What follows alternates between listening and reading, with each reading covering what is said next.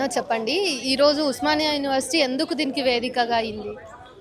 ఉస్మానియా యూనివర్సిటీలో ఈరోజు రాష్ట్రంలో ఉన్నటువంటి ఆల్ యూనివర్సిటీ విద్యార్థులు ముఖ్యంగా యువతరం పెద్ద ఎత్తున భారీ విద్యార్థి ర్యాలీని నిర్వహించింది. ఢిల్లీ గడ్డ మీద నిన్న కేంద్ర ప్రభుత్వం వాళ్ళ అనుచరులు ఏదైతే పోలీస్ యంత్రాంగం ఉందో వాళ్ళు అమానుషంగా నీటి బాధితులకు న్యాయం చేయాలని విద్యార్థులు పోరాడుతూ ఉంటే వాళ్ళ మీద లాఠీలు జులిపించి టియర్ గ్యాస్లు ప్రయోగించి బాష్పవాయుగోళాలు ప్రయోగించి వాటర్ కెనాల్తో దాడులు చేసిన చర్యలను నిరసిస్తూ ఉద్యమకారులకు మద్దతుగా యువతరానికి మద్దతుగా నీటి బాధితులకు న్యాయం చేయండి అనే లక్ష్యంతో ఈరోజు ఉస్మానియా యూనివర్సిటీ ఆర్ట్స్ కాలేజీ ఉద్యమ వేదిక మరొకసారి పెద్ద ఎత్తున ఉద్యమ బావుట పట్టింది. ఈరోజు కేంద్ర ప్రభుత్వం ముఖ్యంగా నరేంద్ర మోడీ గారు దోషులని దొంగలని కాపాడే ప్రయత్నం చేస్తూ ఉన్నారు.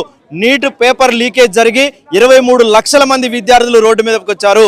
నీట్ పేపర్ లీక్ జరిగి కోట్లాది మంది తల్లిదండ్రులు ఈరోజు ఆందోళన చెందుతా ఉన్నారు. వాళ్ళకి భరోసా కల్పించాల్సిన భారత ప్రభుత్వాధినేత నరేంద్ర మోడీ గారు ఈరోజు అంబానీలకి ఆదానీలకి సేవ చేయడానికి వాళ్ళ కాళ్ళు ఒత్తడానికి కోసం ప్రయత్నం చేస్తూ ఉన్నారు. కానీ యువతరం కోసం రేపటి భవిష్యత్తుని కాపాడాల్సిన యువతరానికి మద్దతుగా వచ్చే ప్రయత్నం చేయట్లేదు. నిన్న అమానుషమైనటువంటి దాడి చేశారు, బాష్పవాయుగోళాలు ప్రయోగించారు, మహిళల మీద అమ్మాయిల మీద ఆన్లైన్లో వాళ్ళ శ్రేణులతోనే ట్రోలింగ్ చేపిస్తా ఉన్నారు, వికృతమైనటువంటి ట్రోలింగ్ చేస్తూ ఉన్నారు. ఆఫ్లైన్లో ఉద్యమకారుల మీద విచక్షణారహితమైనటువంటి దాడులు చేస్తూ ఉన్నారు, వికృతమైన సైగలు చేపిస్తూ ఉన్నారు. నిన్న నేమ్ ప్లేట్ లేని పోలీసులు, యూనిఫామ్ లేని పోలీసులు చేతిలో లాఠీలు పట్టుకొని యువత మీద దాడి చేశారు. వీళ్ళు ఖచ్చితంగా వికృతమైన పాలనని గతంలో ఏదైతే హిట్లర్ కొనసాగించిండో ఆ పాలనని భారతదేశంలో కొనసాగించాలని చూస్తూ ఉన్నారు. ఇది భారతదేశం పోరాటాల గడ్డ. ఇక్కడ ఉన్నటువంటి యువత చాలా క్లారిటీగా ఉంది. జంజీ తరం, నూతన తరం ఈరోజు దేశ పాలకులను పరిశీలిస్తూ ఉంది.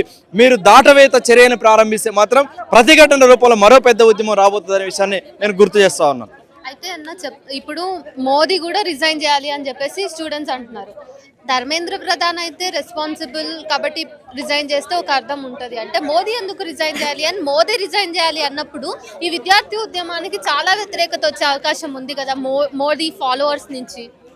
ఖచ్చితంగా ప్రభుత్వాధినేత తన క్యాబినెట్లో పనిచేసే మంత్రి ఆ శాఖలో అన్యాయం జరిగింది.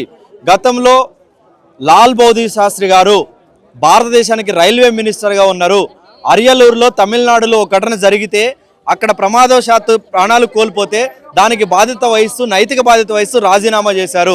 కానీ ఈరోజు 23 లక్షల మంది విద్యార్థులు వాళ్ళ కుటుంబాల ఆందోళన చెందుతూ ఉన్నారు. కాబట్టి మీరు రాజీనామా చేయండి, స్పందించండి అని చెప్పేసి యువతరం కోరితే వారి మీద, వాళ్ళ క్యాబినెట్లో ఉన్న వాళ్ళ మీద చర్యలు తీసుకోకుండా ఆ క్యాబినెట్ మంత్రిని కాపాడడం కోసం ఈరోజు నరేంద్ర మోడీ గారు వ్యవహారం చేస్తూ ఉన్నారు. 2024లో పేపర్ లీకేజ్ అయింది, నీట్ పేపర్ లీక్ అయింది. దేశ యువతరం అంతా ప్రశ్నించింది. ఆ తర్వాత ఎన్టీఏ నిర్వహించిన యూజీసీ నెట్ పేపర్ లీక్ అయింది. ఆ తర్వాత సోషియాలజీ పేపర్ లీక్ అయింది. ఇట్లా మళ్ళీ మొన్న నీట్ యూజీ పేపర్ లీక్ అయింది. ఇన్నిసార్లు పేపర్ లీక్ అవుతూ ఉంటే, ఇన్నిసార్లు కోట్లాది మంది విద్యార్థులు నిరసన వ్యక్తం చేస్తూ ఉంటే, ఇన్నిసార్లు లక్షలాది మంది విద్యార్థులు ఎగ్జామినేషన్ సిస్టమ్ మీద క్రెడిబిలిటీ కోల్పోతూ ఉంటే ప్రశ్నించడం నేరం ఎట్లవుతుంది? వాళ్ళు ప్రశ్నించినప్పుడు వాళ్ళ క్యాబినెట్ రాజీనామా చేయమని కోరినప్పుడు చేయకపోతే వాళ్ళని కాపాడడానికి ప్రయత్నం చేస్తూ ఉంటే ఖచ్చితంగా దేశ యువతరం నాయకుడిగా ఉన్నటువంటి నరేంద్ర మోడీ గారు రాజీనామా చేయాలని కోరుతారు. వాళ్ళ మంత్రిని కాపాడే చర్యలను నిరసిస్తారు. దాంట్లో భాగంగానే గత 3 ఏళ్లలో చాలాసార్లు పేపర్ లీక్ అయింది. అనేక సందర్భాలు స్పందించలేదు కాబట్టి, క్యాబినెట్ మంత్రి కూడా దానికి బాధ్యత వహించలేదు కాబట్టి ప్రభుత్వాధినేత నరేంద్ర మోడీ దీనికి బాధ్యత వహించాల్సిన అవసరం ఉందనే విషయాన్ని మేము గుర్తు చేస్తా ఉన్నాం. ఈరోజు రాజకీయాలు పక్కన పెట్టాలి. మీరు రాజకీయ పార్టీగా ఎన్నికై ప్రభుత్వంగా మారారు. ప్రభుత్వంలోకి వచ్చిన తర్వాత దేశ ప్రజల సంక్షేమం, విద్యార్థుల సంక్షేమం, యువతర సంక్షేమం గురించి ఆలోచించాలి. కానీ ఈరోజు మీ పార్టీ శ్రేణుల సంక్షేమం గురించి, మీ పార్టీ నాయకుల సంక్షేమం గురించి మాట్లాడితే మాత్రం దేశ యువత ఆగ్రహానికి గురి కావాల్సి ఉంటుంది. భారత పార్లమెంటు సభ్యులని అమానుషంగా దాడి చేశారు, లాఠీ చార్జ్ చేశారు, యువతరం మీద లాఠీ చార్జ్ చేశారు, మహిళల మీద లాఠీ చార్జ్ చేశారు, రైతుల మీద లాఠీ చార్జ్ చేస్తూ ఉన్నారు, ప్రశ్నించే వాళ్ళ మీద లాఠీ చార్జ్ చేస్తూ ఉన్నారు. కాబట్టి లాఠీ చార్జెస్ ద్వారా బుల్డోజర్ పాలిటిక్స్ చేస్తూ ఈ దేశంలో బతుకుతామంటే మాత్రం ఖచ్చితంగా దేశ యువతరం చూస్తూ ఊరుకోదనే విషయాన్ని నేను ఈ సందర్భంగా గుర్తు చేస్తా ఉన్నాను. ఖచ్చితంగా 3 దశలలో మీ మంత్రి ఫెయిల్ అయ్యారు కాబట్టి మీరే బాధ్యత వహించాలి. నరేంద్ర మోడీ గారి ఈ ఘటనకి బాధ్యత వహించాలి. మీరు స్పందిస్తారా, రాజీనామా చేస్తారా, మీ క్యాబినెట్లో ఉన్నటువంటి ధర్మేంద్ర ప్రధాన్ని బర్తరఫ్ చేస్తారా, మీరు తేల్చుకోవాలనే విషయాన్ని కూడా ఈ సందర్భంగా మేము డిమాండ్ చేస్తా ఉన్నాం.